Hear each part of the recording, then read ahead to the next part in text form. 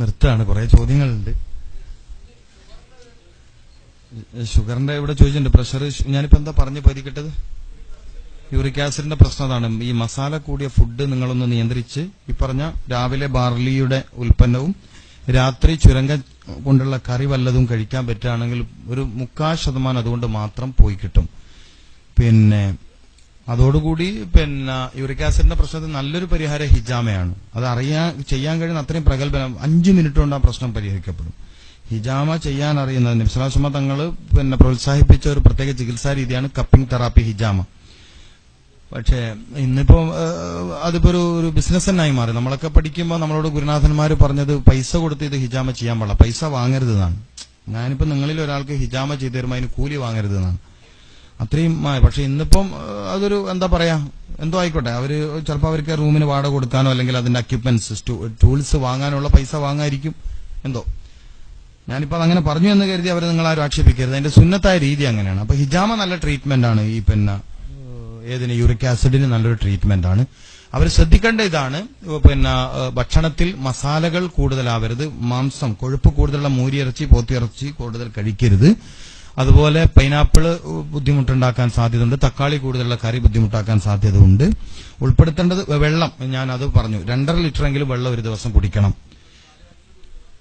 കാലിവയറ് നമ്മൾ നേരത്തെ തന്നെ അതിന് ഒഴിവാക്കിയില്ലേ. കാലിവയറ് എന്നൊരു വിഷയം നമ്മളിൽ വരുന്നില്ല. കാലിവയറിൽ കുടിച്ചൂടെന്ന് ചോദിച്ചാൽ കുടിക്കാം. ചെറിയൊരു തകരാറ് പിന്നീട് മെല്ലെ മെല്ലെ നിങ്ങൾക്ക് വരും. അതായത് സെറിബ്രം പോലത്തെ തലച്ചോറിന്റെ പിറക് വശത്തിന് ശക്തി കുറഞ്ഞു വന്ന് ലാക്ക് ഓഫ് മെമ്മറി, പിന്നെ അവസാനം പാർക്കിൻസൺസ് വരെ വരാം, അൾഷിമേഴ്സ് വരെ വരാം. സ്ഥിരം രാവിലെ പച്ചവെള്ളം കുടിച്ച ആൾക്ക് അൾഷിമേഴ്സ് വരെ വരാം. എന്നാൽ കുടിക്കാൻ പറ്റുമെന്ന് വെച്ചാൽ കുടിക്കാൻ പറ്റും. ഇതുപോലെ പാൽച്ചായ കുടിച്ചാൽ ആകെ കിട്ടുന്ന ഗുണം മോണക്ക് ശക്തി കിട്ടുന്ന മാത്രമാണ്. ചായയിൽ പാലൊഴിച്ച് കുടിച്ചാൽ കിട്ടുന്ന ആകെയുള്ള ഗുണം മോണക്ക് ശക്തി കിട്ടും എന്നത് മാത്രമാണ്.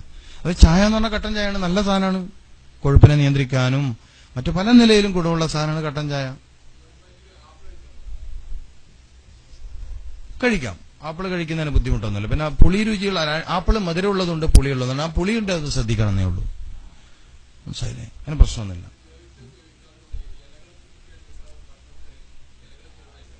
അതാണ് വേവിച്ചത് ആദ്യം, വേവിക്കാത്തത് മുന്നേ കഴിക്കുക. വയറിന്റെ ഓർഡർ അങ്ങനെയാണ്. ഇലകൾ നല്ലതാണ്. റസൂലുള്ളാഹിക്ക് ചീരകൾ 5 ഇനം ചീരകളെ കുറിച്ചൊക്കെ പറയുന്നുണ്ട്, ഇലക്കറികളെ കുറിച്ച് പറയുന്നുണ്ട്. എന്ത് ഇലയാണെങ്കിലും വേവിച്ച ഭക്ഷണവും വേവിക്കാത്ത ഭക്ഷണവും ഒന്നിച്ച് പറ്റൂല. കാരണം വയറിന് അതിനെ സ്വീകരിക്കാൻ പറ്റില്ല. വേവിക്കാത്തത് മുന്നേ കഴിക്കണം, വെന്തത് പിന്നെ കഴിക്കണം നമ്മൾ പറഞ്ഞു. പഴം ആദ്യം കഴിക്കണം, പിന്നെ ഭക്ഷണം കഴിക്കണം എന്ന് നമ്മൾ പറഞ്ഞു. പഴത്തിൽ തന്നെ പുളിയും മധുരവും ഒന്നിച്ച് പാടില്ല എന്നൊക്കെ നമ്മൾ പറഞ്ഞതാണ്. ഓക്കെ.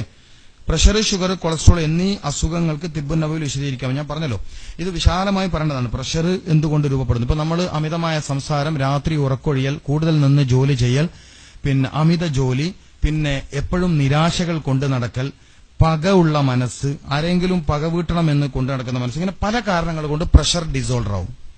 ഒറ്റ കാരണമൊന്നുമല്ല.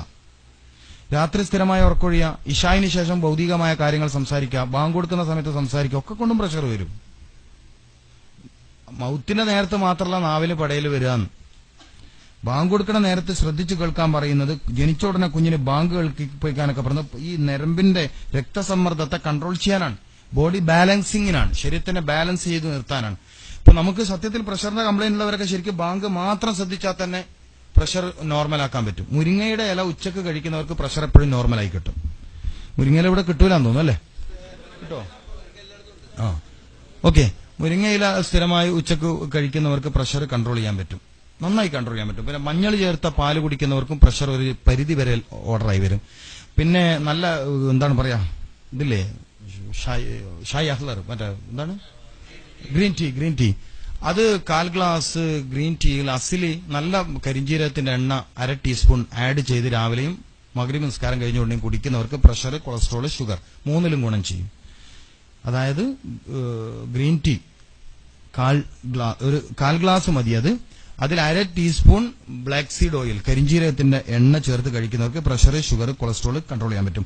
ബട്ട് എനിക്കിതിന് പൂർണ്ണമായും ഒരു മറുപടി ഇപ്പൊ പറയാൻ പറ്റില്ല. കാരണം പ്രഷർ, ഷുഗർ കൺട്രോൾ എന്ന് പറഞ്ഞാൽ പലരെയും പല രൂപത്തിൽ പ്രയാസമാക്കുന്ന രോഗമാണ്. ഇതിന് ഭക്ഷണം ശ്രദ്ധിക്കാനുണ്ട്, ചിന്ത ശ്രദ്ധിക്കാനുണ്ട്, പ്രാർത്ഥന ശ്രദ്ധിക്കാനുണ്ട്, രാവിലെ ഉറങ്ങി എണീക്കുന്ന സമയം ശ്രദ്ധിക്കാനുണ്ട്, പല കാര്യങ്ങളും ഈ 3 വിഷയത്തിലും ശ്രദ്ധിക്കാനുണ്ട്. പിന്നെ കൊളസ്ട്രോൾ രോഗമാണെന്ന് ചുമ്മാ പേടിച്ച് നടക്കൊന്നും വേണ്ട. പറഞ്ഞുണ്ടാക്കണം. നിങ്ങൾ ഏത് വിദഗ്ധനായ ഡോക്ടേഴ്സിന്റെ അടുത്ത് കൊണ്ടായാലും ഞാൻ ഈ വിഷയം സംസാരിക്കും. നിങ്ങളടുത്ത് വെറുതെ പറഞ്ഞ് പൊട്ടത്തരുണ്ടാക്കാനും തോന്നിപ്പോണ്ട.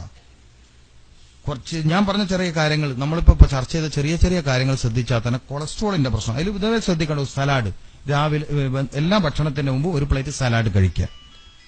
ഒന്ന് ഓഫാക്കി സലാഡ് കഴിച്ചാൽ മതി. ഷുഗറിൽ ഞാൻ ഒരു പ്രധാന വിഷയം മാത്രം പറഞ്ഞുതരാം. വയറിൽ നമ്മുടെ വയറിന്റെ ഒരു കാര്യം ഖുർആനിൽ നിന്ന് ഒരു കാര്യം പറഞ്ഞുതരാം. ഈ രണ്ട് കൈയും താഴെ വയറിന്റെ ഭാഗത്ത് വെച്ചിട്ട് മനസ്സിലാക്കണം. ഡോക്ടർ നസീമാബാദി ഹൈദരാബാദ് യൂണിവേഴ്സിറ്റിയിൽ പ്രബന്ധമായി അവതരിപ്പിച്ചതിൽ വരെ എഴുതി വെച്ച കാര്യമാണ് പറഞ്ഞത്. ഈ രണ്ട് കഴിയും നമ്മുടെ അടിവയർ പൊക്കിളിനോട് ചേർന്നിട്ട് നാഭി വരെയുള്ള ഭാഗത്ത് കൈവച്ചിട്ട് വിശുദ്ധ ഖുർആനിലെ പ്രാർത്ഥന റബ്ബനാ ളലംനാ അൻഫുസനാ ഫഇല്ലം തഗ്ഫിർ ലനാ വതർഹംനാ ലനകൂനന്ന മിനൽ ഖാസിരീൻ എന്ന പ്രാർത്ഥന 40 തവണ ഒരു ദിവസം നിർവഹിക്കാൻ കഴിയുന്നവർക്ക് സെൽഫ് ഇൻസുലിൻ പ്രൊഡക്റ്റിന് കഴിവുണ്ടായിത്തീരും, തിരിച്ചു വരും. ഭയങ്കര അത്ഭുതമാണത്. എന്നതുപോലെ സ്വസ്ഥമായിട്ട് നല്ല വായു സഞ്ചാരമുള്ള സ്ഥലത്ത് നന്നായി ബ്രീത്തിങ് ചെയ്തവർക്ക് എൻവിയോൺമെന്റൽ അമിനോ ആസിഡ്, ഷുഗർ രോഗികൾക്ക് ഏറ്റവും ആവശ്യമുള്ള അമിനോ ആസിഡുകളിൽ ഏറ്റവും ഗുണമുള്ളതാണ് എൻവിയോൺമെന്റൽ അമിനോ ആസിഡ്. പ്രകൃതിയിൽ നിന്ന് കിട്ടുന്ന അമിനോ ആസിഡുകൾ, ഭക്ഷണത്തിൽ നിന്ന് അമിനോ ആസിഡ് കിട്ടുന്നുണ്ട്. അതിനേക്കാൾ ഇമ്പോർട്ടന്റ് ആണ് ഇത് നന്നായി ബ്രീത്തിങ് ചെയ്യുക, നല്ല പച്ചപ്പുള്ള സ്ഥലത്ത് പോയിട്ട്. ഇത് ഇങ്ങനെ ചില കാര്യങ്ങൾ ചെയ്യുക. കുന്ന് കയറി ഇറങ്ങുക. ഡെയിലി എല്ലാ ദിവസവും ഒരേ സമയത്ത് കുന്ന് കയറി ഇറങ്ങുക. ഇവിടെ കുന്ന് കിട്ടൂല, സ്റ്റെപ്പ് കയറി ഇറങ്ങിയാൽ മതി. ചില പഴയ ബിൽഡിങ്ങിനൊക്കെ എത്രയോ സ്റ്റെപ്പ്. പക്ഷെ എല്ലാ ദിവസവും ഒരേ സമയം ചെയ്യണം, എല്ലാ ദിവസവും ഒരേ സമയം ചെയ്യണം, ഒരേ ടൈമിൽ ചെയ്യണം. ഇപ്പൊ 10 മിനിറ്റ് ആണെങ്കിൽ എല്ലാ ദിവസവും 10 മിനിറ്റ്. ഷുഗർ രോഗികൾ ഏറ്റവും ശ്രദ്ധിക്കേണ്ടത് ടൈം, അളവ്, ഇത് രണ്ടും എപ്പോഴും ശ്രദ്ധിച്ചാൽ മതി. അപ്പൊ എല്ലാ ദിവസവും 100 ഗ്രാമാണ് ഭക്ഷണം കഴിക്കുന്നത്, എല്ലാ ദിവസവും 100 തന്നെ. എല്ലാ ദിവസവും 10 മിനിറ്റാണ് നടക്കുന്നത്, 10 മിനിറ്റ് തന്നെ. പിന്നെ പകൽ ഉറങ്ങുന്നവർക്ക്